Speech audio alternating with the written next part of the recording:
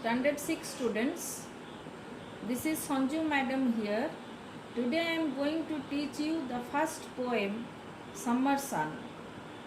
It has been written by the famous poet Robert Louis Stevenson.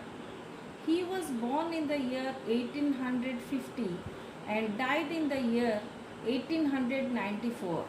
He was born in Scotland. He was a lawyer who later became a writer. Stevenson loved to travel. He and his family traveled in their own ship across the Pacific Ocean and visited many islands. The popular novels Treasure Island, which you all must have studied, and Kidnapped were written by him. So now let us go for the poem.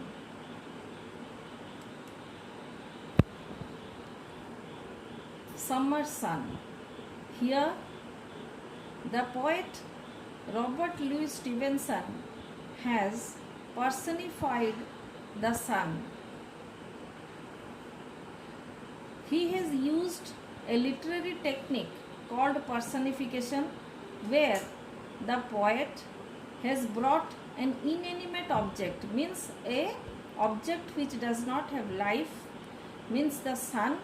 He has brought it to life and he has described the poem. The poem describes the sun journeying without rest across the sky, slipping into parlors through cracks in the blinds, brightening attics through keyholes, haylofts through gaps between broken tiles, shining over gardens and hills, pleasing children and painting the roses like the gardener of the world. So let us go to the poem now. Great is the sun and wide he goes through empty heaven without repose, and in the blue and glowing days more thick than rain he showers his rays. This is the first paragraph of the poem. Let me describe it. The poet personifies the sun here and calls him great, says that he travels vast distances across the empty sky without taking any repose. Repose means rest. On clear days when the sky is blue, the sun's rays come down thicker than rain to the earth. Now the second stanza. Though closer, still the blinds we pull to keep the shady parlor cool, yet he will find a chink or two to slip his golden fingers through. In the second stanza, the poet tells us also regarding the sun, where in the parlor, means in the guest room. Parlor is a sitting place, a room to meet guests in, where in the parlor where we meet our guest, even if we draw the thick curtains together, the sun manages to find a narrow opening to sleep his golden rays through the curtains. Through the curtains also it enters our room. Hope you all are understanding me, you are getting me well. Children, the next paragraph, the third stanza. The dusty attic, spider clad, he through the keyhole maketh glad, and through the broken edge of tiles into the laddered hayloft smiles. So, in the dusty attic also, which is full of spiders. Attic is a place where all the things are kept. The dusty, and the attic is always there, dusty. The dusty attic, which is full of spiders, looks happy when the sun's rays come through the keyhole. There also, to the dusty attic, through the keyhole, the sun rays enters there. And through the broken edge of tiles into the laddered hayloft smiles.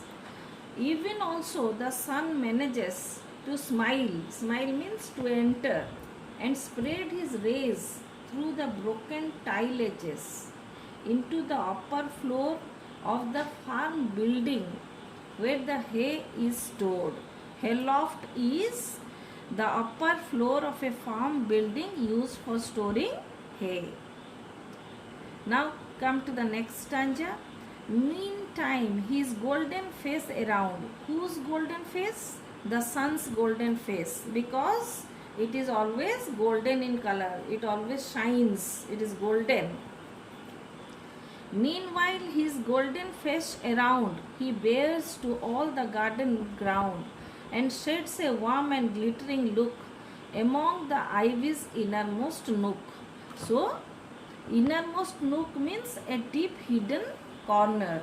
So, the sun with its golden face, the sun is personified throughout the poem, shines bright on the entire garden below, wherever he finds the garden, and shades and sprinkles warmth in every nook and corner, means in every place. Even in the innermost corner of the garden, where nothing but the ivy creeper grows, where the creeper also grows, there also it sheds its warmth and sun rays. Above the hills, along the blue, round the bright air with footing true, to please the child, to paint the rose, the gardener of the world he goes. So, what is the sun doing? Above the hills, it shines above the hills in the blue sky and bright air. The sun travels around, means throughout, and as he travels, he brings happiness to children and color to the rose. He is the gardener of the world.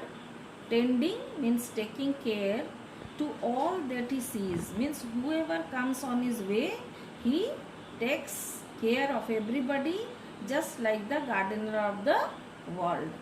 So the sun is personified throughout the poem and is shown traveling across the expanse of the sky, slipping his fingers through the chinks in the blinds, making his way into attics and haylofts, looking at every nook in the garden, pleasing a child and painting the color onto a rose. The poet also tells the sun as the gardener of the world. Hope you all have understood the lesson. Well, these are the meanings of the words. You all can go through the meanings and you can learn the meanings of the difficult words. Thank you all, children.